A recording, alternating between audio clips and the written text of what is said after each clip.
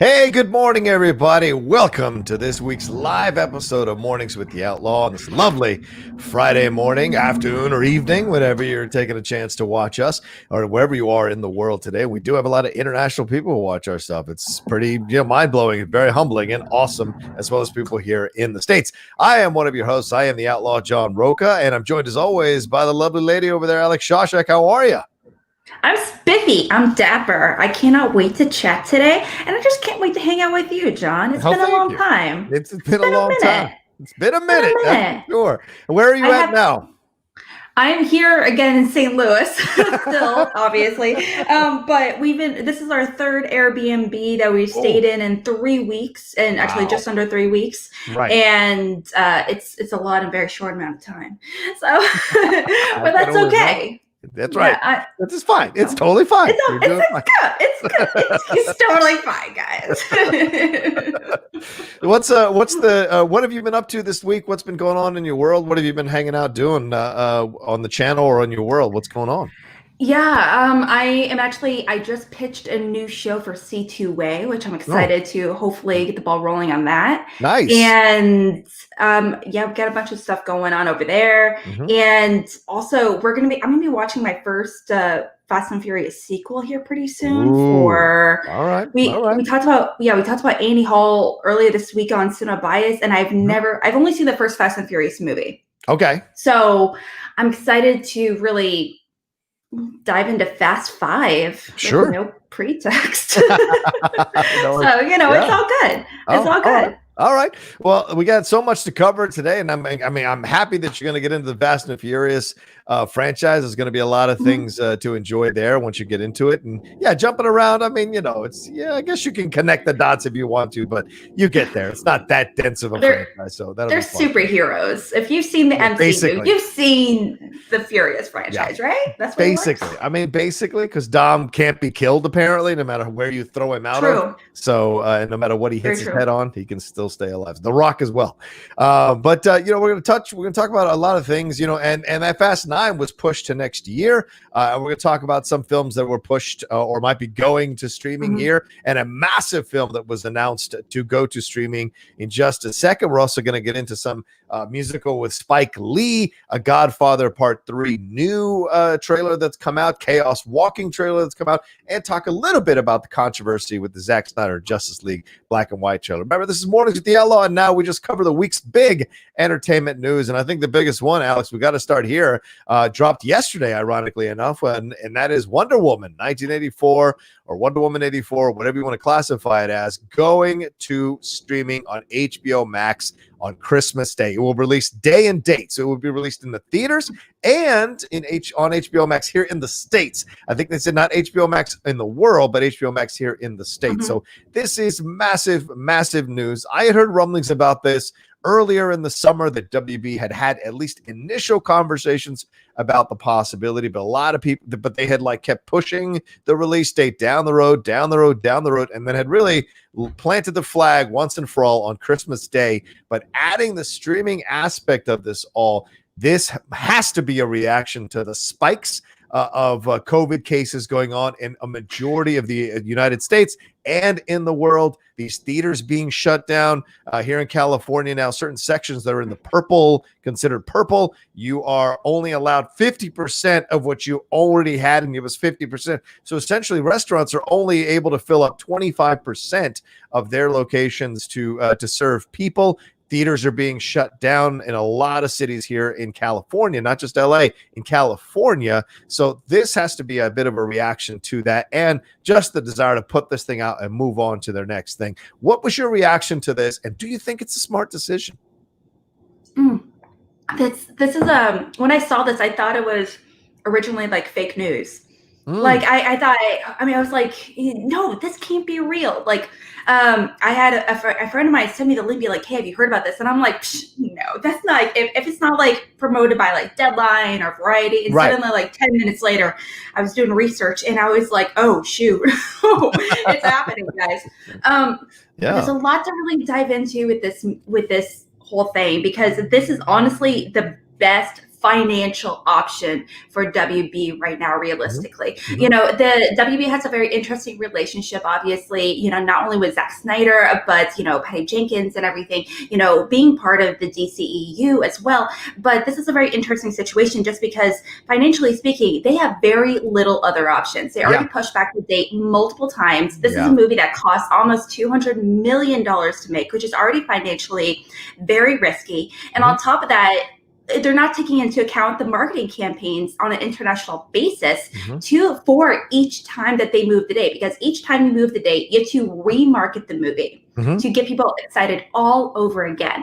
And so then it was already pushed, you know, to, you know, around this time actually initially. And so the idea of potentially pushing it back again to early next year, at the time where everyone's already shutting down, they're like, we don't want another Tenet situation where you don't even crack 100 million, you know. So they were thinking we either have to push it to like the end of next year or like 2022 or something, or just get out in the open right now.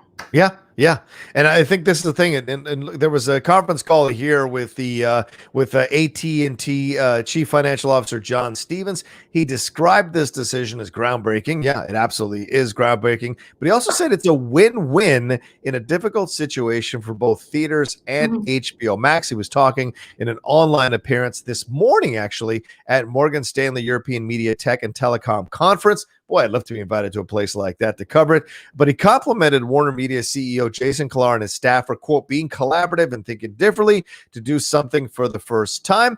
He said that this comes at a really challenging time for theaters, for distributors, and said that they're really starved for great content and that this arrangement provides them, quote, a great opportunity to showcase HBO Max and have a really elite invitation for people to come and not only use HBO Max to watch Wonder Woman 1984, but then to realize the great depth of quality in their service. And this is important because one thing with HBO Max the issue they've had is distribution. They have 8.6 million accounts that have been activated, only 8.6 million compared to other people, but they have another 28.7 million that have not switched over to their no-cost HBO Max. And of course, they've had issues with closing deals with Amazon Fire TV, which actually they finally closed a deal on Monday. For those of you who may have Amazon Fire TV, you can now watch HBO Max on yours, but they haven't closed the deal on Roku, which is what I have. And Roku has 46 million subscribers, or active accounts rather. So they're missing out on this grand opportunity to have more and more people get involved. Because obviously, Alex, you do this because you want to drive people to subscribe to your channel. And at this point, HBO Max, not one of the biggest players just yet. Certainly Justice League coming next year is going to help people come over. But this maybe is their first full step to try to understand how powerful streaming can be. Alex, 8 months ago, 10 months ago, this was so far down the road, the possibility of a grade A blockbuster coming out on a streaming service.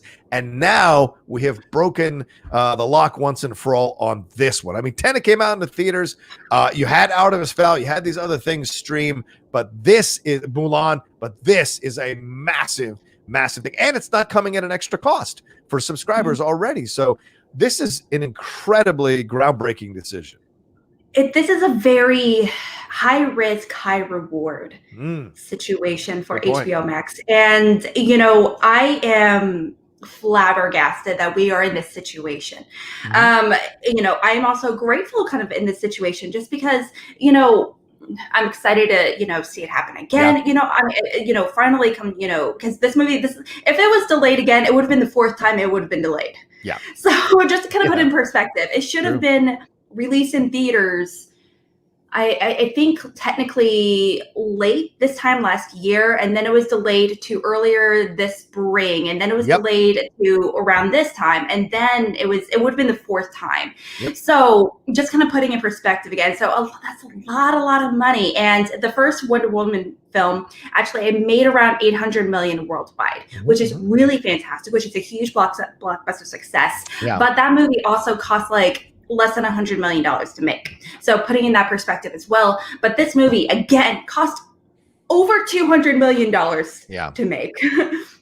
This movie, in order to be a financial success, it needs to gross over $1 billion internationally. And realistically, how likely is that? That's not likely at all, especially right now more than ever, to happen in a theater, let alone in any other circumstances. So it's, what are they going to do, my dude? I don't know what to do. Yeah, you got to roll with the times. You got to see what's happening as a business. You've got to be able to be flexible to adapt and troubleshoot a situation to stay alive. And looking at the numbers here from Disney Plus, when they put out Mulan, their downloads of their app reportedly increased by 68%. 68%. So, and Mulan's not even Wonder Woman. So, I mean, that's the kind of thing here you look at as well. How many people are they going to get over here in time before the movie drops on Christmas Day? I hope they do the Roku situation for me personally. But this is such a, I don't know, just such a crazy thing to think about how quickly we got to here. And I don't think we're done. I mean, we've got a story coming up about other films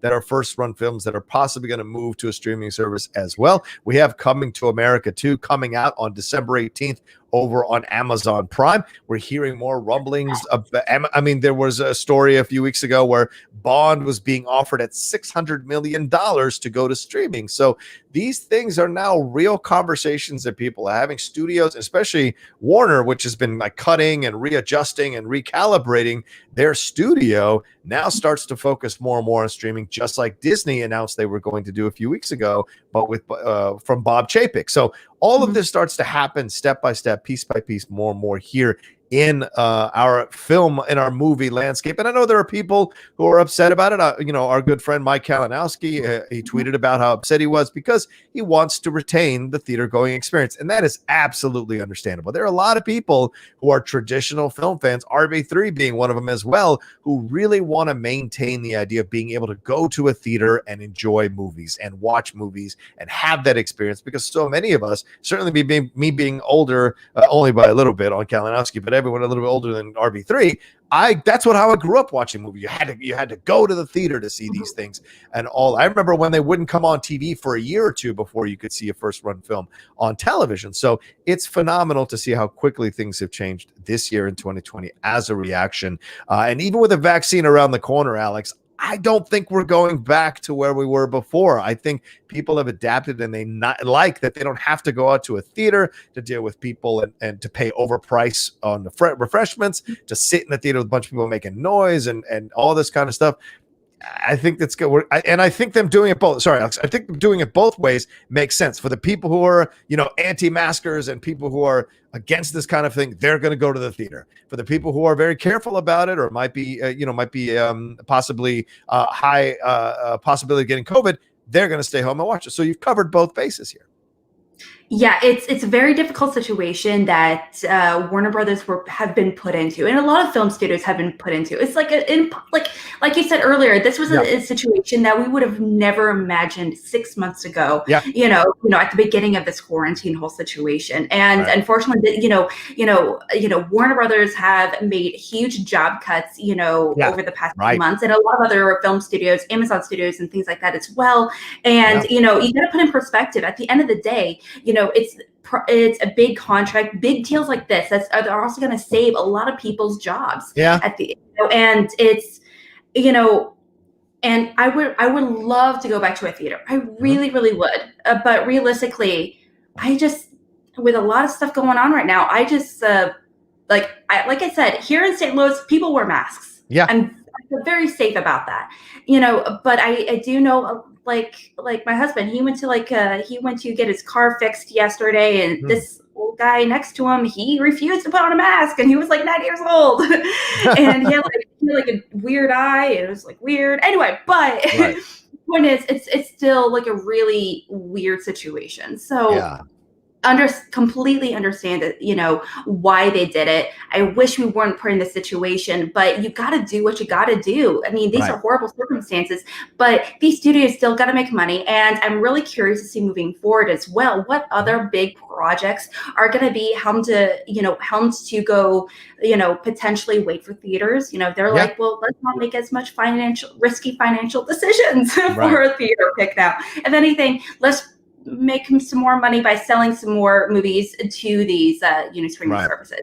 So I'm excited to really kind of see how this is going to impact, studio decisions moving forward in the future. Yeah.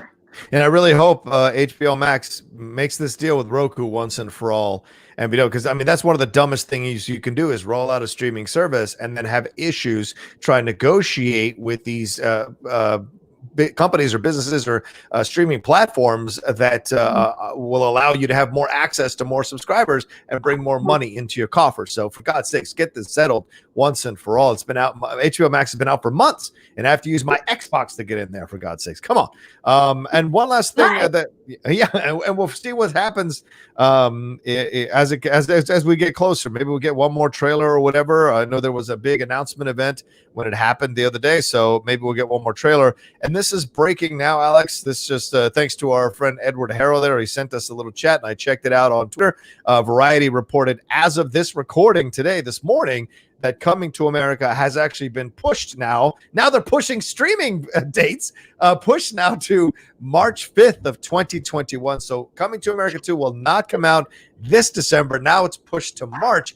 I was wondering why we hadn't seen a trailer the other day on SCN Live. So apparently this is why they're not ready to release it just yet in December. Maybe the Wonder Woman thing. Now we're seeing, this is interesting now as I'm thinking about it, as I'm talking about it, Alex, now we're seeing streaming wars where movies are being moved off dates because they don't want to compete with other films that might bury them. Wonder Woman coming out 1 week later after Coming to America was originally scheduled to come out now would have crushed the numbers for the overall numbers for Coming to America 2. So now moving it to March, they think they're in a safe spot to kind of own it for a couple of weeks at least to get as much profit and views as possible. So now we're seeing that. Now we're seeing this, Alex. Very, very strange to see this all happening.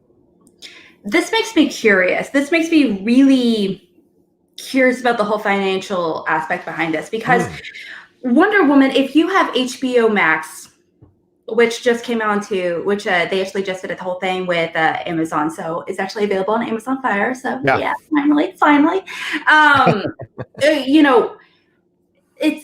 It's not free. You're paying for it, but in theory, it's free. If you have the subscription, it's not a Mulan situation where you already pay so much per month, and on top of that, it's an additional $30. It's not that situation. It's totally free in theory. Again, if you have the service, and also if you are going into it, if you're just if you don't want the service but you just want the movie, it's going to be.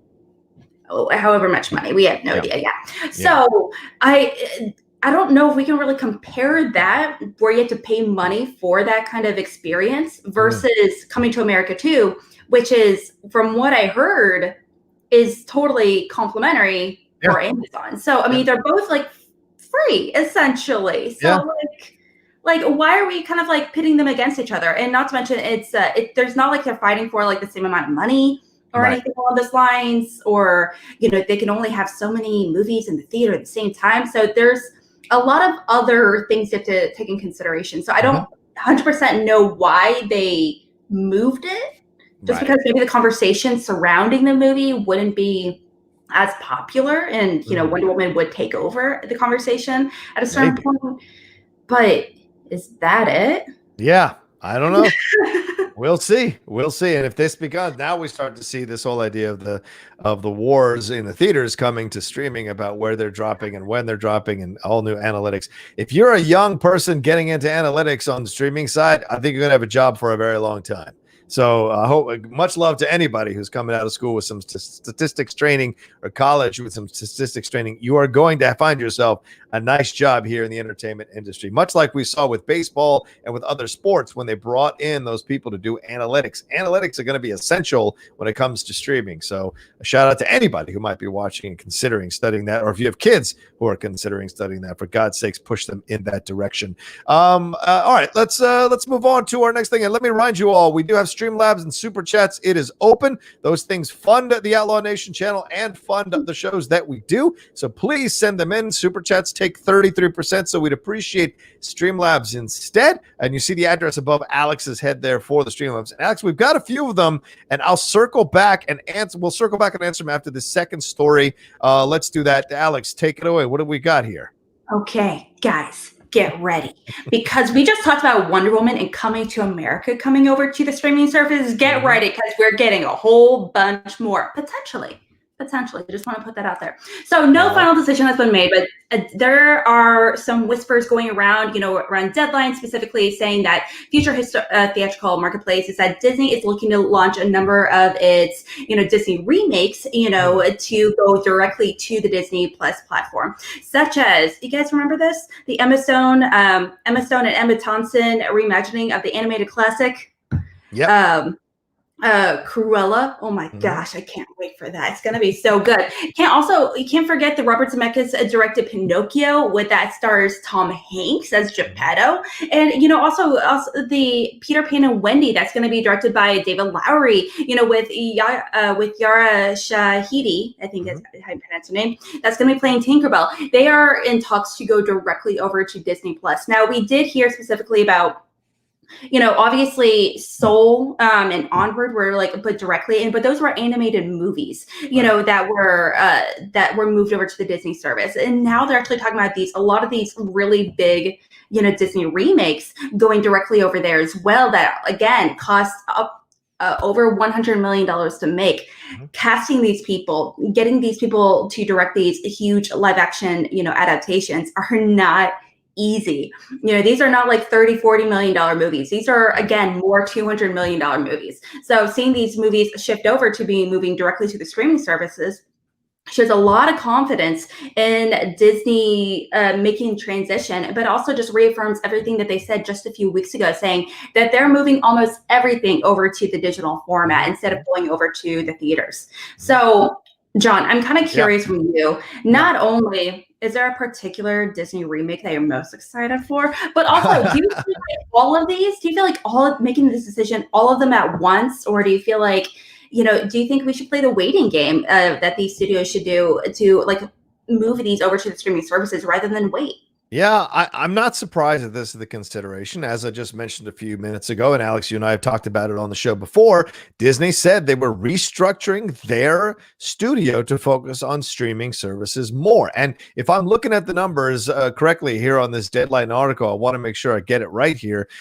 They grew their direct-to-consumer segment, according to statistics here from Deadline, grew this year by 41% per the most recently reported quarter, and their subscriptions grew an incredible 73.7 million as of early October because of The Mandalorian and Mulan. So the PVOD release of Mulan. So Disney sees that there's a profit here. Disney sees that there's an avenue to explore. Things going to quote unquote TV or streaming no longer imply lower quality or subconsciously imply lower quality. Now we're seeing more and more people leaning into this. And as I said, getting used to watching movies at home, getting used to watching movies in the comfort of their home. I know a lot of people say the theater going experience is important, and I get that, but these TVs are available now at decent prices. You can get a damn good TV for like $700 at Costco. You can get a sound system for like $200 to $300 at Costco. You can actually set yourself up. If you have a little bit of scratch, you can set yourself up with a decent system, a good TV, and enjoy these films in HD or 4K quality right from the comfort of your home. Be able to pause it, go to the bathroom, get your own food, make your own popcorn at way cheaper prices, and then be able to hang out with the family as a whole and reconnect with the family unit. That's kind of important as well. A lot of people are home, and yes, there have been some, there's been depression, there's been all this, stuff going on, some relationships breaking up and what have you. But there's also been, on the other side, a lot of people reconnecting with their family, reconnecting with and cherishing their family during this time as well. So why not offer another possibility with films like this going down to Disney Plus to have more of the family come back into the forefront? That's been the conversation of the last few years, Alex, that we've all getting lost in our phones and we're not connecting as human beings like we used to. Well, now that we're all home, we can enjoy films together with our family, like Cruella and Peter Pan. These are the classic films, or at least with classic characters from our youth that a lot of us got exposed to growing up. No matter what age you are, those films are timeless. So something like Cruella, something like Peter Pan, something like Pinocchio, and especially with the star power here with Emma Stone and Emma Thompson in Cruella, with Tom Hanks in Pinocchio, and a little bit lesser star quality, but certainly up and coming, Yara Shahidi over there with Peter Pan and Wendy. So all of that to me makes a lot of sense if Disney is actually considering this, because also these films weren't going to come out and just like destroy at the box office. They'll do well, but they weren't going to destroy at the box office necessarily, in my mind. So this is a good move as well overall if they end up doing it. But Cruella is the one I'm looking forward to, because I love Emma Stone as an actress and as a person, so I'm looking forward to see what she does with it overall. And I've seen enough Peter Pans to be good in my life, and although I'd love to see Pinocchio with Tom Hanks as Geppetto, I kind of, it's going to be hard to improve on the animated original from Disney, in my opinion. Oh God, I hate the original so much. What? The original Pinocchio? I hate that movie so much. I mean, you hate it because it's not good, or no? I watch it. It's like watching a Wizard of Oz. When I was little, I hated watching Wizard of Oz because it freaked me out so much.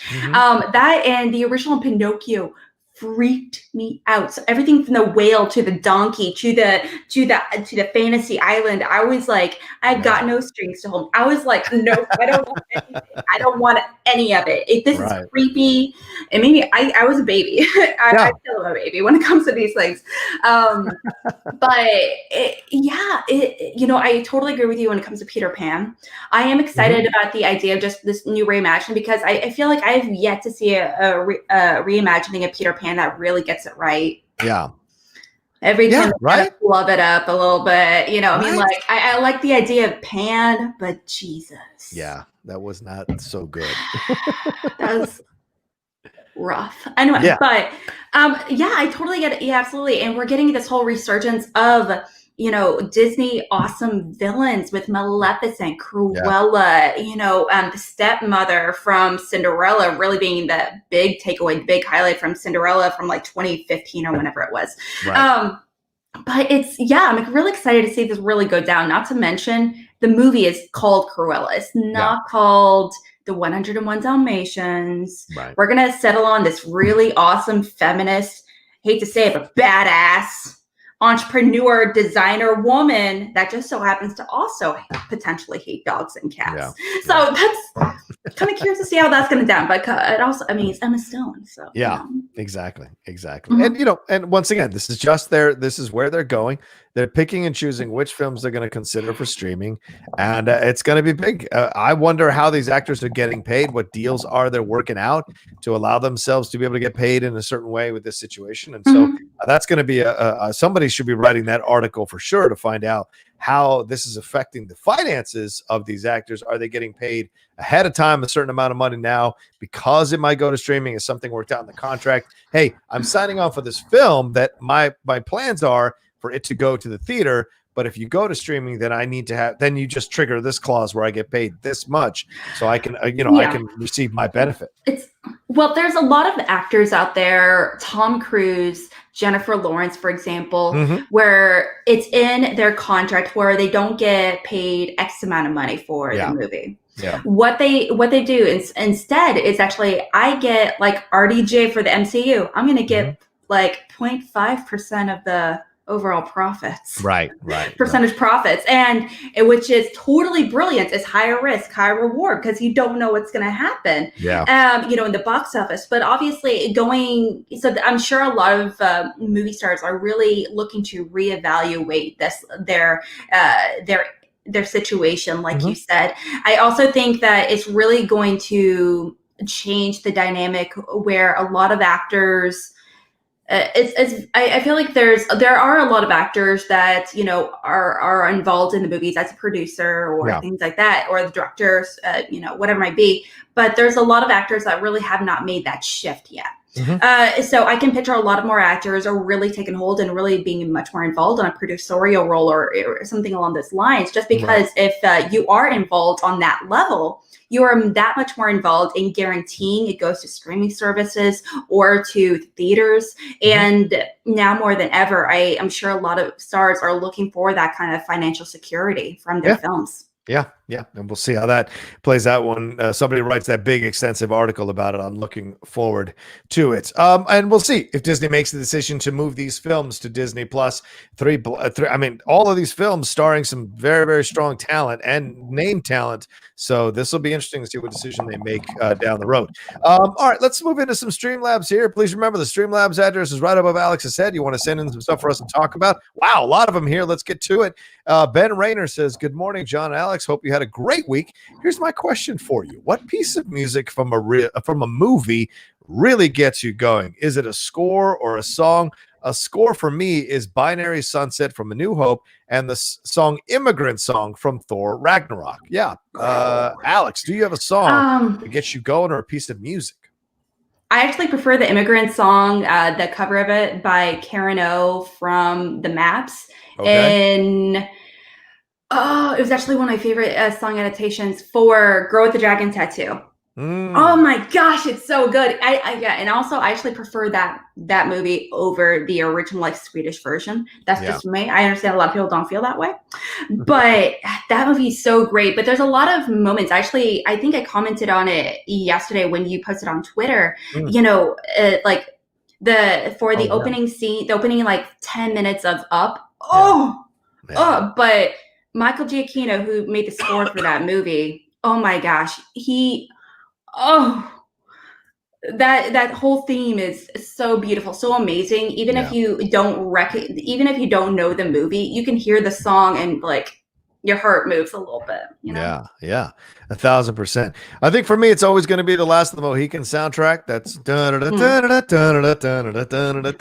that kind of picks up my spirits whenever I listen to it. It's a very heroic track, you know. So I love to do that. Also, the Braveheart soundtrack as well. The Braveheart soundtrack. Yes. There are a couple of tracks that I used way back when I get ready for the Schmodown that in my meditation and what have you, is really the right frame of mind. Wow, that's loud. And also with Rocky IV, I think there's a couple of songs on Rocky IV that get me going as well on that soundtrack that are great for workouts or moving on with your day for sure. So that's what I would say on that end. But great choices on your end for sure, Ben Renner. And yes, the Immigrant Song, I love that song. Love that song. And that's one of my favorite scenes in any MCU movie ever is when Thor just wakes up from that thing after the lightning bolt with Hera and he comes slowly into frame to fight. So pretty awesome stuff. All right. Andrew G said, pardon my French, but fuck WB if they think it's okay to exclude streaming in other countries that don't have HBO Max or open theaters.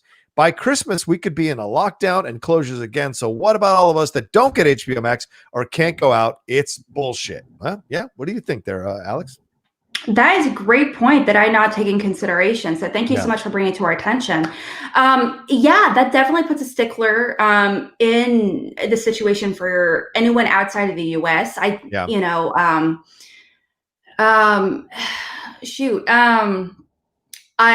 Since it is a streaming service and not going through traditional theaters, I am hoping that they make the announcement that it's going to be coming out at all the streaming services and stuff like it's going to be available maybe on another streaming service or like on Amazon or potentially or Netflix or something along those lines, you know, maybe like 6 months or something after. Right. But also I would like to think that HBO Max is also going to be available for here pretty soon in other countries as well. So hopefully this is going to be a very, very quick transition. This is also an experiment. Right. We have to remember that. This is an experiment. They're working out a whole bunch of kinks. This is not going to be the way that they, promote this movie and get this movie out into the open. It's not going to be the way, studios are going to be doing it forever. So this is definitely, this is a learning experience for both WB and HBO Max. Yeah. So we have to take that into consideration as we kind of move forward. And and hopefully it's a quick learning curve where they realize, hey, we want everyone on board, not just the US. So, well, And also the thing we have to think about, Alex, and Andrew G, I say to you, we don't know what distribution deals that the Warner Brothers and other studios have for countries outside of the United States. So maybe there are certain things that they have to adhere to, that they still have to negotiate and work out country per country, market per market, to see what can come out in streaming and what can come out in theaters. It may be a little more stringent in other countries for whatever reason, whether it's internet connections or whether it's, you know, deals that have been made that don't allow them to release these films streaming on HBO Max as quickly as they would in the States. And as Alex said, and it's a great point, it's an experiment. So they're using this film as the first experiment to kind of figure out what to do with this thing. That's how it goes. I will say one thing, and I didn't get to talk about this earlier on our Wonder Woman segment. A piece of me also believes that they're doing this because maybe, and I could be off base, could be completely wrong, but maybe they don't think the movie is that good or as good as they were hoping. Dropping it on streaming. Sure. No, I'm just saying, and I'm only saying this because look at the films that have been dropped in streaming. The first run films, right? Artemis Fowl was a crap fest. Mulan was, you know, middling. So they haven't released any big film, I don't think, on streaming where people have lost their minds about it. So I'm just putting it out there. There have been issues with some of the CG with Cheetah. There were issues that people felt about Kristen Wiig being cast as Cheetah. So I wonder, and I'm just putting it out there, could be completely wrong, but just putting out there that maybe WB felt it was better to cut their losses here, put this thing out into streaming and get as many eyes on it before we get the critics tearing it apart. And I wonder if they'll put it out for people to review before the film comes out. I don't know. You know what? A lot of people had a lot of hesitation about casting wise with another WB movie. Yeah. Specifically is The Dark Knight. So a lot of people going into their Heath Ledger, yeah, you know, true. Casting this teeny bop heartthrob is gonna be wrecking my heart as the Joker.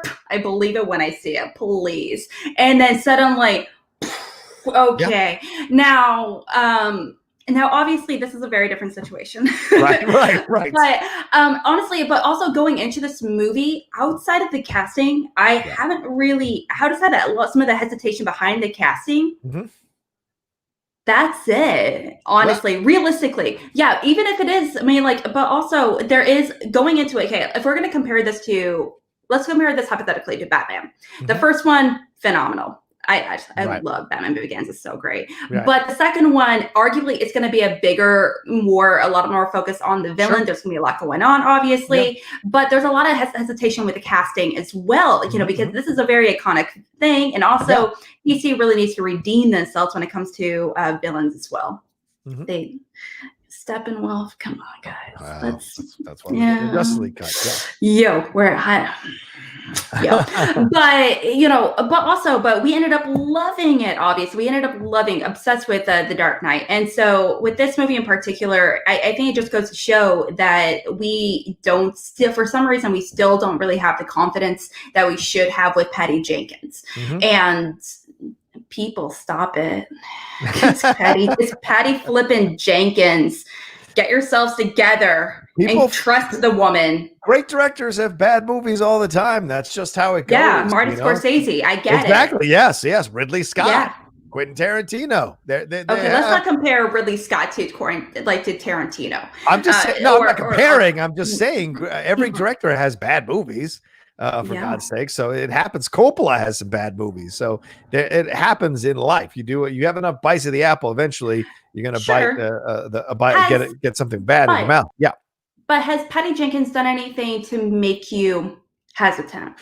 No, I at all. And I'm not saying that I'm one of these people that feels this way. I'm saying that's what I've been seeing online. That's what I've been seeing from people who are who are talking about the movie. They're expressing their concerns about the CG and about the Kristen Wiig casting. So all of that we're going to find out in less than a little bit over a month. We're going to find out what the truth is here in this situation, and we'll see. I'm just putting it out there for people to think about. All right, let's move on to our next one. Andrew G. Again, he says, I guess WB doesn't like money after all. It's basically promoting piracy because I see a lot of people online outside the U.S. saying that now they'll just pirate download WW84 because they won't be able to legally stream or go to a theater. Great job, WB. Yeah, I mean, but like I said, Andrew G., some things might be unavoidable because they don't have a deal with these other countries to be able to stream it.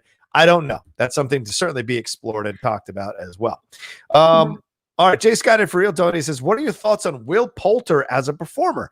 I think he's had a pretty interesting career of bringing unlikable characters to life in a compelling way, especially for an actor so young. Which big franchise should snatch him up first, if any? Yeah, Alex, what are your thoughts on Will Poulter as an actor? Oh, Will Poulter, what a weird guy. Okay. I love it. He's just like he's like I feel like I feel like he's a real big character actor.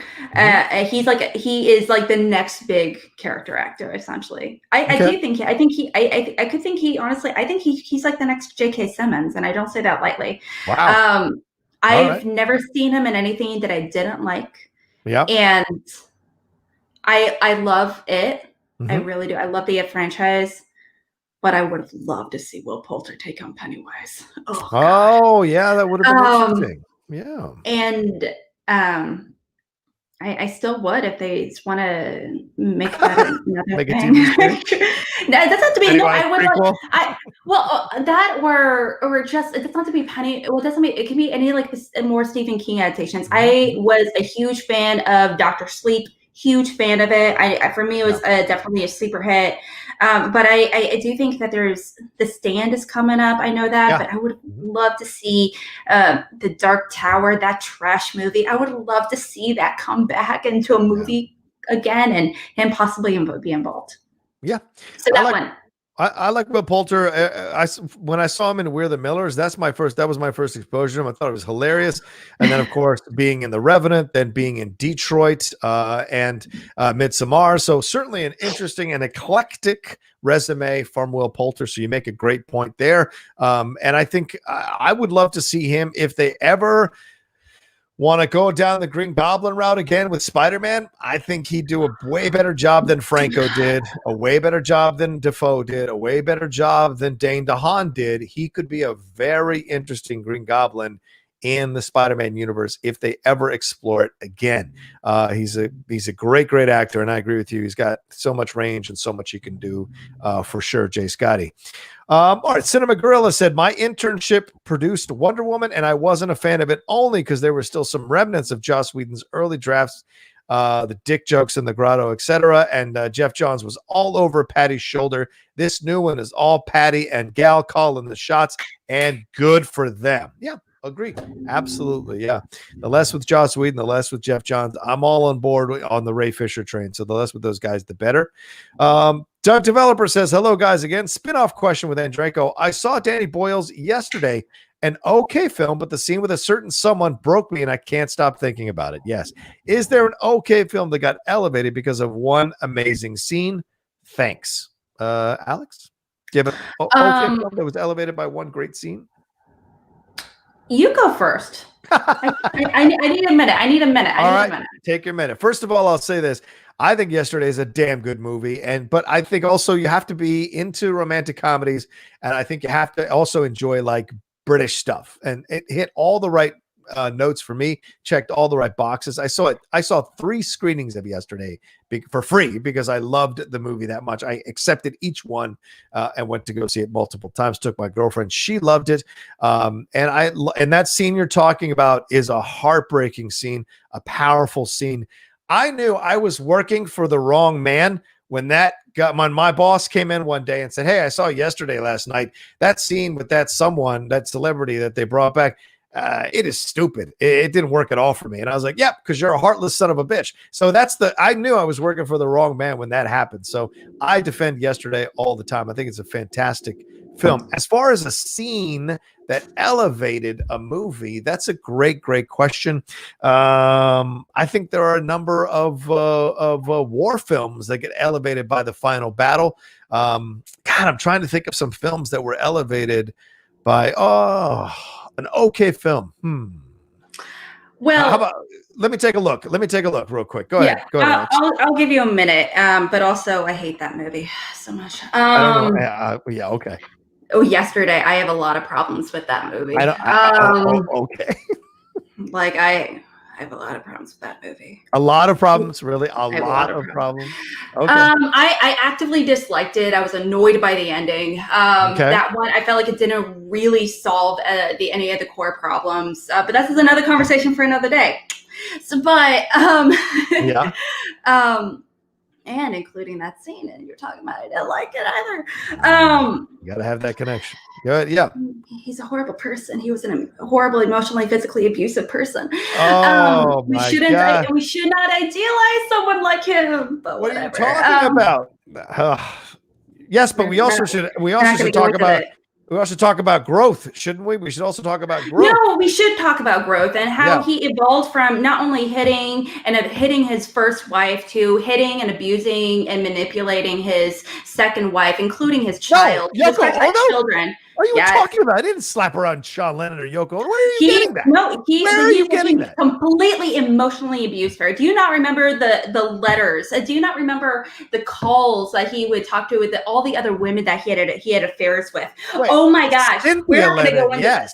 Yeah, we're not because I don't know what you're talking about. We're not going to go into this. Oh, yeah. Okay. But I am a huge Beatles fan. So, yeah. Anyway, but, and I really like how to interpret that. But actually, I do think if we were going to talk about that movie, I'm not a huge fan of that movie, but there is actually one scene from that movie that I was completely taken aback by, and that's the Ed Sheeran scene. Now there is that scene in particular. There is this guy. He's like the new up and coming artist. He's like, everyone thinks he's a new up and coming artist, but he's stealing all the music, whatever. And he ends up being like the opening act for Ed Sheeran. And Ed Sheeran is this asshat coming in and be like, let's have a songwriter off because I'm a songwriter. Right. And we each are separated in our own rooms for 10 minutes, and we each have to write a song essentially and come out, and it's like, who makes the best song in 10 minutes?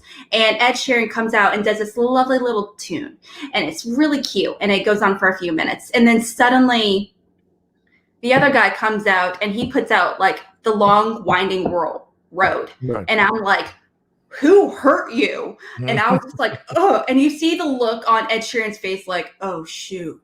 Yeah. Oh God, what did I just do? Because it kind of made him come out to be a little bit of a villainous character, a little bit, which I did not expect, where he had this head in his head where he's trying to put him down.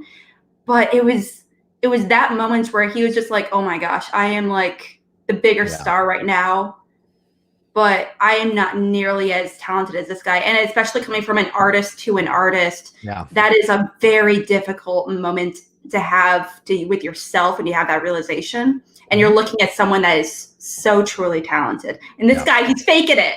He's faking it all. And it sucks. And you're comparing yourself to something that you wrote in 10 minutes to one of the best Beatles songs of all time. Yeah. It's rough.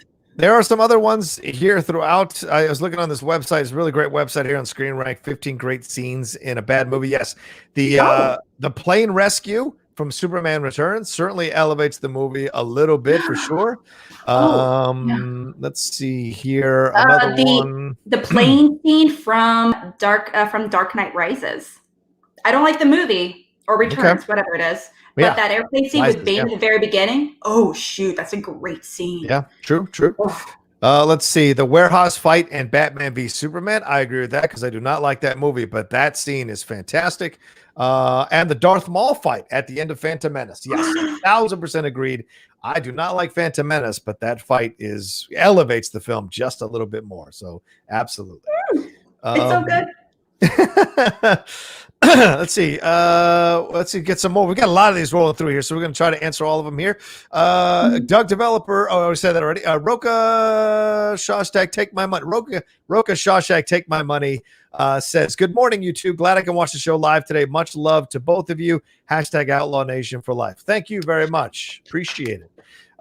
Brandon Buck says certain movies should be seen in theaters, but not all need to be seen in theaters. I agree. 1,000%. 1,000%.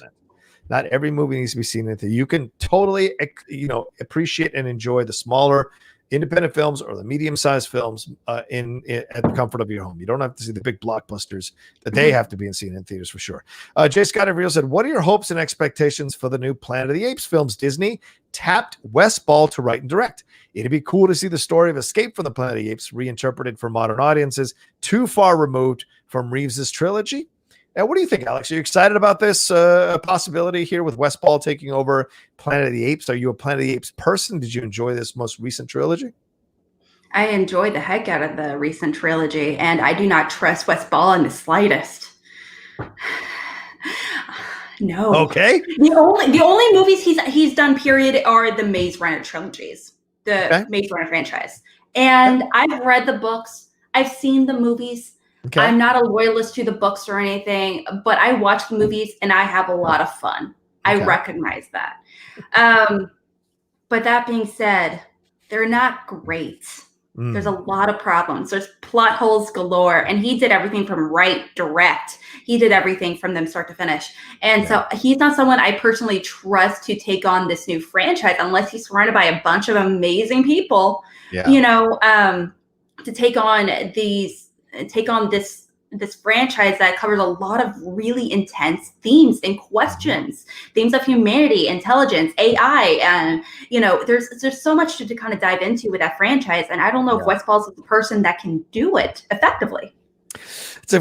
You make excellent points. The Maze Runners films are not some of my favorite films for sure, for a number of reasons. Maybe they wanted Wes Ball to go because they want a younger approach to this Planet of the Apes trilogy as they go into a new version of it. I totally understand that. But is Wes Ball the guy to do that? I don't know. We'll have to see. Someone asked me the other day about Craig Mazin. I remember Craig Mazin did like Scary Movie 4 and 5 and Hangover 2 and 3. And here he comes out with Chernobyl. So you just don't know what people might have inside them once they get a chance to actually fully create something. And certainly those 9 minutes that were released on YouTube for Mouse Guard was pretty incredible to watch. So certainly for that, he had an interesting approach to the world. So maybe in this one, we'll get some of that artistic sensibility in this version. But it would be fun to see it Beneath the Planet of the Apes, that kind of thing. But I hope it's like all of these Planet of the Apes films and these trilogies and the whole franchise itself. They are commentaries. They are social commentaries on our world. So people need to understand what these Planet of the Apes movies are about and not cry that it's political again. They've always been political. So don't forget that. I hope he embraces that strongly. Yeah. What was we going to say, Alex? Well, film itself the process of making films is inherently political. But all art form is political, to be honest. But horror movies and movies like this in particular, and sci-fi films are almost exclusively political films. We can talk night and day about how they're meant to, Transformers and stuff like that are meant to be fun, action filled, but there's a lot of political undertones underneath that a lot of people don't realize. So we have to take in consideration moving forward. Absolutely. Ben Renner says it sucks for Wonder Woman 84 that they won't get the regular theater experience. They will get the regular theater experience. It's just going to be streaming as well, Ben. But I think this is a great option that gives us choices. I'm really excited for this movie. This is the future. Also, I think this will be a great thing for HBO Max. Black Widow is next, I'm guessing. Well, Deadline said very firmly at the end of their article that they hear that Black Widow is not on the table for streaming at all. So once again, this makes me question the quality of Wonder Woman 84. But we'll see. If Black Widow is not on the table, I think because they know that film, when it comes out in the theater, is going to blow the doors off the theater and make some good money. So maybe that's why they're holding off on that one. Same thing with Bond. They're holding off on those just a little bit longer because remember, according to Dr. Fauci yesterday and some other experts, health experts, they think this vaccine will be readily available for Americans by April or May. And so things might slowly be getting back to a new normal or getting to a new normal come June, come the summer. So we shall see if this affects things, and we shall see how this vaccine rollout. And of course, we got all this controversy with the delay in transition and these court cases and all this crap up in the air. Once it all finally settles down and we have a clear path to who's going to be leading the country on January 20th, then I think we'll have an idea of how quickly this vaccine rollout is going to be, what the steps are, who's going to get it, and how quickly all Americans will have access to this vaccine and how quickly it will be available for the rest of the world as well. So that's what I would throw out there. Cinema Gorilla, our last Streamlab here for now, says, to me, Netflix started the streaming wars when they underpaid Academy Award-winning Monique, nor the same, not more then Amy Schumer for a deal. This also started Nolan and Scorsese speaking against Netflix, and all other studios began their own apps. I don't know if that's 100% true, but I see that that's your opinion, Cinema Gorilla. Nolan and Scorsese did speak against Netflix, but then Scorsese's done a film for Netflix, and don't be surprised if Nolan does a film for Netflix. And certainly David Fincher has just done a film for Netflix as well, with Mank coming out on December 4th. And continues, yes, and continues to do so as well. He's making like 5 more movies with him. Yeah, that's for sure. One last thing here. Dodger Ryan 124 says a war movie where the final battle made the whole difference in the movie was 13 Hours, The Secret Soldiers of Benghazi. Did you see that one, Alex? The Michael Bay one? No, can't say I have. There's a lot of, I feel like Michael Bay is definitely a director I feel like is honestly underrated. Thank you. I do. I mean, like, I think he's a very specific kind of director, and we can't really compare apples to oranges. We really, really can't. I'm not going to compare him to Tarantino or Scorsese, but he has such a very specific style and aesthetic as a director that I very, very much appreciate as a director. And I love a heavy majority of his movies. I'm here for it. You're welcome. Are we all like made up now? Now that, I took a crap on yesterday. Wow, that's all right. The movies are subjective for a reason. Yeah. I appreciate it. Yes, Michael Bay is underrated. That's right, ladies and gentlemen. You go out and make $1 billion. Wake me up when you do. All you critics of Michael Bay. Oh, one last one. We move on. Brandon Buck says WB needs subscribers for HBO Max. That's a major reason Wonder Woman 84 will be on streaming. Disney doesn't need Black Widow on streaming for subs on Disney Plus. That's fair. I think that's fair to a point. Brandon, the rich are never rich enough. So, yes, they may not need Black Widow, but other streaming services are increasing and threatening what Disney Plus is at second place behind Netflix. Other streaming services like HBO Max, they're coming up to try to threaten the position. So you can say right now they don't need it, but it's always good to build a lead as long as much as you can. I definitely agree with you there. It's I do kind of want to mention that Wonder Woman is very much an experiment, and I do think a lot of studios are watching not only how Tenet did in theaters, but they're going to be watching how Wonder Woman, as like the first major franchise movie, to go directly to streaming services. So I do think that potentially Wonder Woman, maybe it will go to streaming services here pretty soon, and maybe this is going to be much more normalized across the board. But at this time, I don't think that they're going to be pushed. They don't have I don't think they technically have a date. I don't think that they're going to be pushing it off all that much more, and I don't think it's a reflection of how they feel about the movie. I just think it's more of a vote of confidence at how much money are they willing to risk for this movie. Wonder Woman, they can't risk any more money. They just can't. Right. Black Widow, they can. Yeah. Yes, of course they can. Yeah, good point. All right, let's move on to our next story here. We've got about 30 minutes left in the show, so if you want to send in Streamlabs and Super Chats, do them now. We'll get to them at the end here. Let's jump into our next story real quick, and that is The Godfather Part 3. This is happening. Speaking of older filmmakers and Francis Ford Coppola, a new trailer and a featurette was dropped a couple of days ago titled Mario Puzo's The Godfather Coda, The Death of Michael Corleone, which is essentially a new cut of The Godfather Part 3. Remember, Coppola had re-edited Apocalypse Now and The Cotton Club in the past couple of years and released those out into either 4K DVD Blu-ray format or into the theater. I personally saw his recut of Apocalypse Now in the theater, the 4K version of it. My Lord, it's gorgeous. I wish they'd taken out that French plantation scene. It's absolutely unnecessary, but overall, I still prefer the first edition. That being said, this new cut of Godfather Part 3 comes in at 152 minutes, which means it's 10 minutes shorter than the original. Shorter, not longer. Short. That is rare when a director's cut is shorter than the original, but it isn't a straight 10-minute cut. They've taken 10 minutes total out of certain sections of the movie overall, and this will come out in theaters on December 4th, and then it will be on Blu-ray and digital on December 8th. I need to become friends with people over at Paramount and Home Entertainment so I can get a copy of this without paying for it. Alex, talk to me about any experience you have with Godfather Part 3 and the 10-minute cut, does this surprise you that it's shorter, not longer? This is going to be trash. This is going to be a trash shoot. Oh my gosh. What were they thinking? We just became friends again. Jesus. What is happening to the world, John? I don't know. It's now it's an official apocalypse, guys. Okay. It's official because when this guy and I, we're actually agreeing. I love the Godfather franchise. I do. Oh my gosh. I watched it for the first time actually earlier this year. Mm-hmm. Actually, because Lucas discovered casually, like we were at dinner one night and he's like, wait, you've never seen this movie?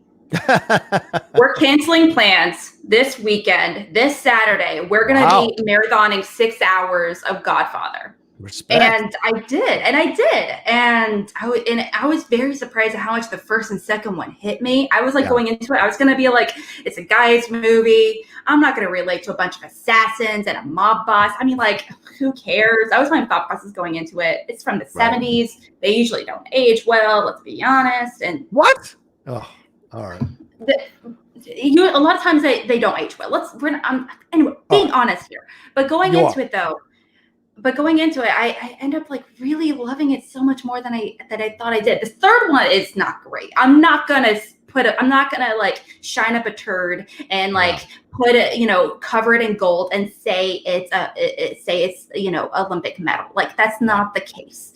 It's a lot of problems, not just acting, directing. I feel like they just got lazy at a lot of the aspects. And there's a lot of stuff that went on behind the scenes that led up to the filming that really caused a lot of problems. So it's understandable the movie's not great. But I don't think the movie, the problems in the movie is so much bigger than 10 minutes, and I don't think it can be solved by editing a few scenes and polishing it up again. So, we'll see. I mean, I revisited Godfather 3 maybe 4 or 5 years ago. I haven't seen it in a very, very long time. Thought I'd watched it. It was on one of the pay channels. I was kind of tired lying on the couch. I was like, I'll watch it. There are some really damn good scenes in this movie between Garcia and Pacino. There are some great scenes with him. But Sofia Coppola is so hopelessly terrible in the film. Hopelessly miscast. Because she's an incredible director, but she was so terrible in this movie. And look, she's young. She stepped in. She wasn't the first choice. They had Annabella Shora. She dropped out. They went to Winona Ryder. Winona Ryder was doing mermaids, so she chose to do mermaids instead, or was exhausted from doing films upon films and didn't want to take on The Godfather. So Coppola turned to his family, like he's done many times before. His dad has done music for The Godfather. Talia Shire is his sister. So there has been connections here with Coppola throughout. So family connections rather throughout this trilogy, which adds another element to it as well when you're watching it. Yeah. But this film suffers a lot from the main emotional central story here between Sofia Coppola's character, Maria, I think, and Andy Garcia's character there, Vincent. Their love story is supposed to be this tragic situation so that when the big moment happens at the end of the movie, you're supposed to be devastated. And what you are, and if it wasn't for Pacino's reaction, hey, there's a question. There's an answer to the question from before on a Streamlab. This is a great scene for Pacino's reaction that elevates the movie. Wow. It is not right. It is not Sofia Coppola going, that is so fucking terrible. It is Pacino's scream from the depths of his soul at the loss of the one last innocent thing in his world. And it is tremendously devastating. That being said, the 10 minutes, I hope it's the Bridget Fonda stuff maybe, but I definitely hope it's the Sofia Coppola stuff. And I wonder if they can get away with the film, removing that from the film and making it a little more cohesive. I don't know, because that's really the only problems I have with the movie mainly is her. So I don't know if he could take 10 minutes of his daughter out of that movie and make it work. I have a lot of problems, not just with the casting, and I feel bad for her because, this was like her first movie. Like she might have done this movie. She was like 5, but that was it. And she really didn't want to take it on, but she ended up taking it on because people requested it of her. Her dad did. I mean, like, how do you turn down your dad to be in the next Godfather movie. I mean, like it's like who would turn that down? But I have a lot of problems with the movie. I think that moment, like you said, the guttural scream that he has for his daughter upon seeing her death is a great moment in a bad movie. And I don't even think Al Pacino gets some of his best work. In this movie, it felt like a lazy performance on his end. It felt everything from like the costuming even seemed weird. It didn't feel like the same guy. I understand times are changed. This is like this is like 30 years in between Godfather Part 2 and 3 or something. I understand that. And as a result, his style changes, all that good stuff. But his morals changed, his ethics changed. And I'm like, this felt like an alternate reality to The Godfather Part 1 and 2, and I was so devastated about that. I think that's fair too, Alex, because like the reason he did, and I know I don't want to go on too much of a tangent, but the reason he did Godfather 2 after Godfather 1, he didn't like the fact that people really liked Michael Corleone coming out of Godfather 1, that the public was in love with the character, loved what Pacino did. So he tried to make him even more evil in Godfather 2 so that people understood that this is not a guy to revere or respect or like. And if you watch Godfather 2, he alienates his entire fucking family by the end of it, really. And so so to redeem him in 3, I was super fucking mad at that, because I'm like, no, I don't want that. I don't want that. If you said you wanted people to hate him, then don't, because you got older and softer, don't make him older and softer. Make him as evil as you want him to be, because that's what you said. And having him reunite with Diane Keaton, a woman he viciously slapped for doing what she did in Godfather 2, I thought was the wrong message. So anyway, that's overall is my feelings about it. I definitely agree with you there. I also feel like I felt like it was his character. I felt like that was like exactly what his character would did. It was something that he's a man in control of everything, and she did something that was not technically in his control. And at that point, that's what made him switch. And his character was like, it was very interesting. It was actually one of my favorite scenes in the movie. It was such a weird, interesting dynamic scene.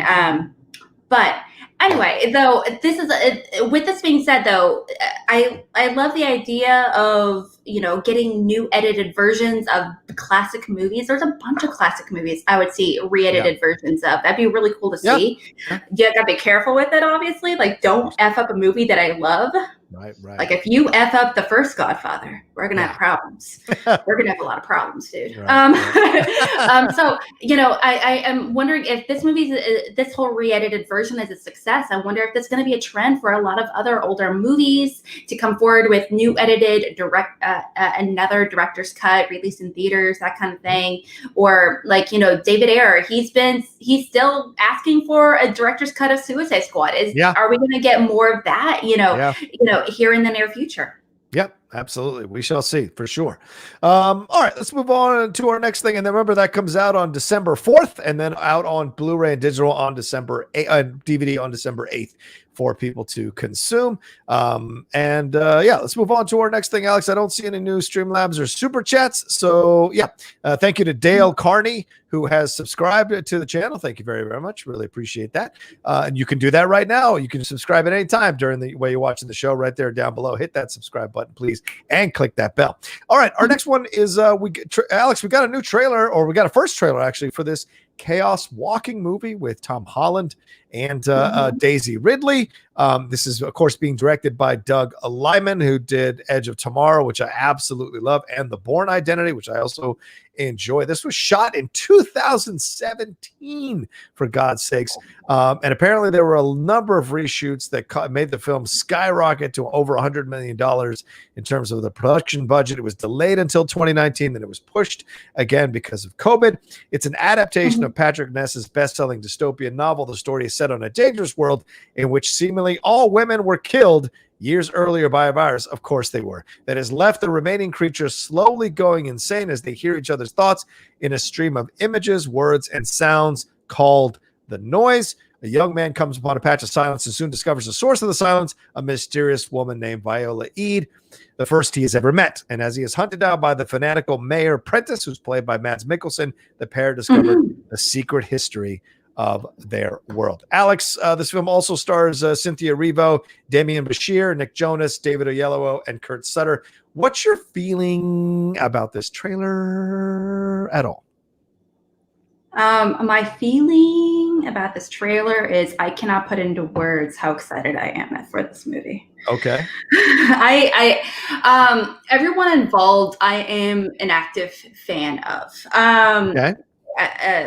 And not to mention, I love dystopian movies. It's definitely like a sub movie genre that I actively adore. Everything from The Road to Children of Men, you know, to the Maze Runner trilogy. I have a lot of problems with the Maze Runner trilogy, but I feel like it's a fun franchise. And this one is actually it makes me really excited because I love the creative aspect of, the noise, they're like, it's the noise, it's all like, they're literally the visualization of thoughts and, and the sci-fi aspect of it. I think it's really, really cool. I am slightly hesitated because honestly the lack of women involved, because obviously she's the only woman on Earth. What is the motivation behind it? But this is a very popular YA dystopian novel that's actually beloved by a lot of women. Yep. So we have to remember that going into it. So I'm really curious to see how that's going to really translate on screen. Yeah, absolutely. For me, I didn't like the trailer. I thought I'd seen it before.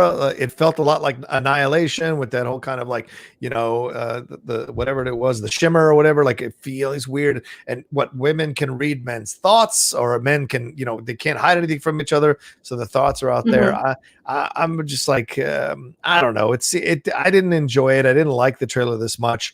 I do enjoy everyone involved. I love Doug Liman, love Tom Holland, love Daisy Ridley, and Mads Mikkelsen, of course. Any opportunity to see Mads Mikkelsen is great. But I don't know. It feels like I'd seen this movie before in different iterations, different versions. Maybe a second trailer that kind of explains this a little bit more will be in the offing. I'm going to see it. I just don't walk away from this trailer going, oh, man, I've got to see it. So, we have opposite reactions to that. So it sounds like exactly what they planned it on being, a teaser. Yeah. But it should excite me to know more. I definitely get where you're coming from. But again, it's just like when it comes to teasers, I expect little to nothing when it comes to teasers. Honestly, I don't. Going into teasers, I don't expect to be wowed. Really? I expect to be wowed. Yeah, no, absolutely not. The definition of a tease is to get you excited for what's coming. That's what a tease does. I also think teasers are completely stupid. I'm like, well, that's fair. Give me a trailer or give me nothing at all. Okay. Right. Or just have me wait until the movie. Just put out a movie poster and, just let me wait for it. Cool. Awesome. Teasers are ridiculous. But when it comes to teasers, like I said, I expect little to nothing. The purpose for a teaser to me is just to get a feeling, a vibe of the world. Yeah. And that I got it in spades with this teaser. Okay. So I wasn't looking for character synopsises or a plot info or anything or one big moment. I was just looking for a vibe of a little bit of world building, and it was great. Yeah. All right. There you go. All right. Let's move on to our next one. We do have one quick Streamlab from Cinema Gorilla. He says, to me, Francis Coppola will never sell out to a streaming service, but a loophole his son Roman did. Shout out to Mozart in the Jungle, which was a perfect series about a brown Mexican composer being wild in New York on Amazon Prime. Yeah, I haven't seen that one yet. I know it won an Emmy, I believe, in its second year when it came out, or maybe its first year when it came out. But yes, a lot of people speak highly about Mozart in the Jungle. So shout out to that overall. All right, let's move on. And remember, Chaos Walking will be coming out soon. Look for that. I'm sure there'll be more TV spots or trailers dropping soon for sure. Like you said, that was a teaser. We're going to get a full trailer down the road. Although teasers shouldn't be 2.5 minutes long. That's not a teaser. That's a trailer. That's fair. That's absolutely fair. Right? A teaser's a minute. It's an awful teaser. Yeah, there you go. Right. Fair point. It's an awful teaser. All right, jump in real quick into this story for Zack Snyder's Justice League. They dropped a new trailer, Alex. It's in black and white. People in the punditry sphere lost their minds. Some critics lost their minds on Twitter. We're so upset about it. It's not Citizen Kane. You know, this kind of unnecessary vitriol. Meanwhile, bodies are piling up over COVID. Like, actually direct your anger to something that's real, not, you know, fake characters in a fake movie and blah, blah, blah. Like, I just don't understand the kind of vitriol people have for Zack Snyder and this Justice League project. It's mind blowing to me to see so many people get so upset about it. Yeah, he put out a trailer in black, white, added a few seconds to it. It's coming. He's trying to get people excited for it. If it's not for you, hey, you know what you can do? Not comment on it. Just move on with your life. But I don't know why people reacted so strongly to this. I enjoyed the trailer. I actually think Hallelujah worked better with a black and white version than did the color version. And that was one of the reasons why they took down the color version. There were song rights issues. So they obviously worked them out and then put this back up. We saw a little more with Darkseid and a little more with Cyborg. That was kind of sad, that I think worked really well. So all it did, as you said, teaser, this is a trailer. This one got me excited again for what we're going to see. But why are people so angry in our punditry sphere about this? Like, why are people so upset? I'll tell you why I got angry. Okay. You got angry? Okay. I got annoyed with this trailer. I got actively annoyed with this trailer. This trailer not only did nothing for me, but I was just actively annoyed by it, just because I was like, okay, if they're gonna make it black and white, awesome. I'm here for it. I actually dig it. You know, I would actually love if we got a resurgence of black and white films again, because it's not gonna be Mank. He's not saying that it's going to be in black and white. Yeah. He just released no, absolutely. Right. But it would be kind of cool. It kind of got people excited about the idea of black and white movies, and this kind of researched it. But this, it didn't look good. It really didn't. I'm really not excited about Steppenwolf, his like reimagining. He looked like he's covered in staples. It just looked that, and also I was bored the entire time. I didn't like it. I thought it was I thought it was a very much a pretentious trailer. I had a lot of feelings about it. I just watching it. I watched it like 4 times back to back, because I was like, when is it gonna hit me where I actually like something? And I didn't at all. So it was very annoying to see that kind of happen. It's also, the thing is, I think a lot of people really are getting angry about this idea about what it represents. I do not like what this movie represents. I don't like because the DC EU fandom in particular, you know, they have a history of being incredibly toxic. Now, I really do love it when based on personal experiences. Mm-hmm. I have personally been attacked many times, sent DMs being like, I don't know fucking shit. Yeah. And I'm calling me names because I don't like a movie. And that has never happened except with DCEU fans. Okay. Now, again, you can't really say not all DCEU fans. Yeah, but it's happened enough. Mm-hmm. And it's been exclusively when talking about this subject where it's been an issue. Thing is, I don't like the idea they have a history of being toxic, and this, you know, with all this, like the poisonous conversation surrounding the Justice League, everything that went on behind the scenes with Jeff Johns, with Joss Whedon and everything. Yeah. And we're getting this new resurgence of this movie. And it just really makes me uncomfortable. Like, we're putting so much power into the fans in a not so great way, and I don't think this is a group of people that should have been given this movie, or they're essentially rewarded by this bad behavior.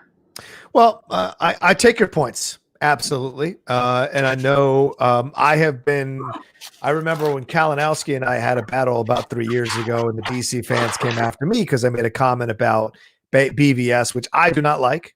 But also the Star Wars fans came after me. So I don't know a fandom that doesn't have toxic elements to it, because human beings can be toxic. So I don't know any fandom.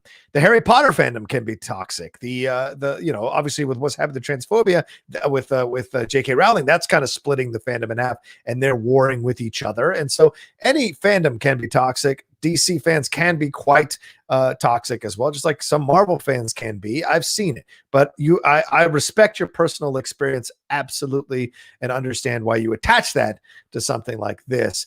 And I get that you don't like it, so that's totally fair as well. From a subjective opinion, nothing's really grabbed you or interested you, and that's fair. For me, I think there were a number of factors here. The fans aren't necessarily being rewarded. The fans pushed for it, but it never would have happened if we hadn't had an HBO Max situation with streaming and the COVID situation. Both of those things combined with the fans' desire for it made it happen. Even Deborah Snyder said that in her interview with the Hollywood Reporter. This is not happening without HBO Max becoming a streaming service. This is not happening without COVID shutdowns, because Warner Brothers just moves on and spends their money doing other moves rather than revisiting something the fans were clamoring about. So I don't think they're necessarily being rewarded, but I understand your point of view if that's how you feel about it. I honestly think you're absolutely right. There's a lot of dominoes had to line up for this formation to come hold. And I definitely respect that. I do respect a group that got vocal enough and large enough where they ended up getting a movie done in this way. You cannot deny this is a huge achievement. This has never happened before, as far as I know. And I respect that. I just don't trust it though. I don't like what it insinuates. And I think, and you're totally right. There's a lot of fandoms that are, toxic. I just personally I've not been subject to those situations. And also the Wizarding World fandom, they don't even like J.K. Rowling right now. We haven't liked him for years. Yeah, you're right. You can talk about like Star Wars. I feel like Star Wars has a lot of problems as well. That fandom. Oh my gosh. But again, I've never been personally attacked by a Star Wars, Star Wars fanboy or anything, but also I'm not part of the Star Wars show or anything. So. Say something negative about the Reylos and then watch what happens. The Reylo people explode and go after everybody who says anything negative about Kylo Ren and Rey coming together. So when you say that, people get super upset about it. A friend of mine just reached out to me about some of that stuff. So it just depends on what you say about what. True. Absolutely. It's incredibly subjective. At the end of the day, no matter where you are, there's going to be horrible people wanting to voice their opinions on something they're passionate about. And sometimes you got to ignore those horrible people, no matter how loud they scream or how many capital letters they use. It's true. It's true. It's true. Sometimes you gotta, do what you gotta do. This is a very weird situation, but again, I'm excited to potentially be proven wrong. If I am wrong, I will be the first to tell you that if I end up liking this movie, who knows? This might be a Godfather situation where I might end up loving this movie. This might completely redeem the whole situation for me. So I would love it if this were the situation. I just don't have the confidence going into it, but you never know. Totally fair. Do we want to get into, we got to wrap in 6 minutes. Can we do the Viagra one real quick, or do you think we're out of time? I'm sure we can rise to the occasion. Oh, go ahead, Alex. I'll let you take it. See what I did there? Oh my gosh. Guys. Go me. That never happens. Okay, so guys, Spike Lee is making a movie about Viagra. And more specifically, he's making a musical about Viagra. Studio Entertainment One and filmmaker Spike Lee are reportedly preparing to create the Pfizer erectile dysfunction drug themed on this. Specifically, Lee will direct from a screenplay that was written with Kwame Arma. I'm sorry, I'm butchering the name. Based on the David Kushner Esquire article, All Rise. The article is covered the true events of how an ineffective treatment for heart-related chest pain had ended up having an altogether effect and perked up the sex lives for people around the world. The original songs will be written by the acclaimed songwriting duo Stu Stewart and Heidi Rodewald, and it's going to be the next big Spike Lee movie. Obviously, he just finished up, he did The Defy Bloods not too long ago.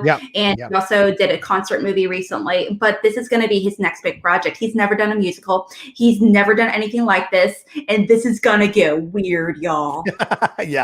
for lack of a better term. So it's absolutely going to get weird. I mean, Spike Lee hasn't. Somebody's asking the other day on SCN, we were talking about this. Like, well, has Spike Lee ever done a musical? No, he's never done a musical per se, but School Days has a lot of musical numbers in it. So you could argue that that's a musical. And some of his direction within the movies has felt musical like. So this is not a huge jump or a huge step for Spike to do this. It seems like he's got some really good people involved in this. And he's going to put his twist on it and his smirking twist on it, which is great. And once again, this is Spike Lee, breaking your classifications of him, your thoughts of him, and breaking your ideas or stereotypes of him as a director. It's not all black movies. It's movies, period, that he directs. He has a certain point of view, but he can jump around to direct certain different types of films. And that's what makes it. Look at Old Boy, look at Inside Man. Those are not Do the Right Thing. Those are completely different. Or Malcolm X. Those are all different types of movies, epics, comedies, dramas like 25th Hour, and then jumping into stuff like this. So I'm excited for it. I love Spike. I think this will be a lot of fun. And cue everyone in the chat making these inappropriate sex jokes. Much love to you. I'm not going to read any of them, but I just want to let you guys know you guys are doing a lot of sex jokes right now and like jokes about Viagra and everything. And I just want to let you know I approve. I thoroughly approve them. Thank you so much for. So we'll see. We don't have any a little bit brighter. Absolutely, we don't have any release dates or anything like that, or anything in motion just yet, or any casting decisions. But we'll keep an eye on it and see what comes up. All right, Alex, where can people find you and everything got going on? Let's wrap up here. You can find me, guys, right here on Twitter at @real_AlexBack. You can also find me being part of the Call to Action podcast.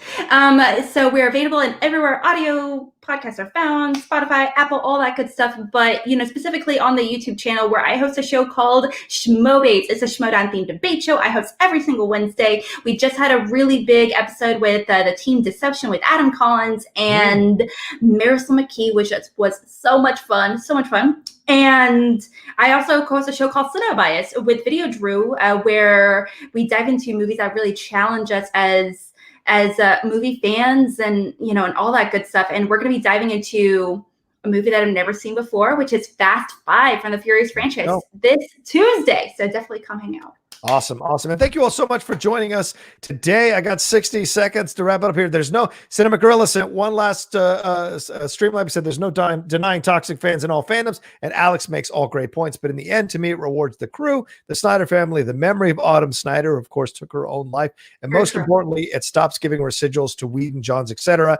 after their abuses. That's for sure, because they were taken off the film as producers. So it's good. Thanks, Cinema Gorilla. Appreciate that. And thanks to everybody who sent the Streamlabs and their super chats today. Much love to all of you. Thanks for starting our Friday so well. Please hit that like button as well if you're watching this afterwards or right now, and leave a comment. All the likes and comments that you leave elevate the visibility of the show. Subscribe to the channel down below. We're marching towards that 15,000 mark, so please subscribe, and also follow me at The Rocha Says on Twitter and on Instagram. And don't forget to come back at 4 p.m. PT on the Outlaw Nation channel as we got our brand new episode of Strong Style. We're going to talk about The Undertaker, who is retiring this weekend at Survivor Series, and give our predictions for the show as well. So come and join us 4 p.m. PT, me and Aaron Turner on Strong Style. Of course, last night, a new episode of Impolite Truths dropped with me and Dorina Arellano, and a new episode of the Top 10 is out there as well. And today, the Cinephiles dropped part 1 of The Untouchables with Shannon McClung, Steve Jones, and me and Steve Morris talking about that epic film in honor of the passing of the late, great Sean Connery. So come and get involved in all of that here. And of course, there'll be a Mandalorian review a little bit later on in the day with me and Michael Vogel from the Geek Buddies. And we'll see if we can lasso in one other person to be our third on that review. All right, look for all that today and this weekend on the Outlaw Nation channel. Much love to all of you. Take care of yourselves. Have a great week. Be safe. Wear your mask. And we'll talk to you next week on another brand new episode of Mornings with the Outlaw. Take care. Until then.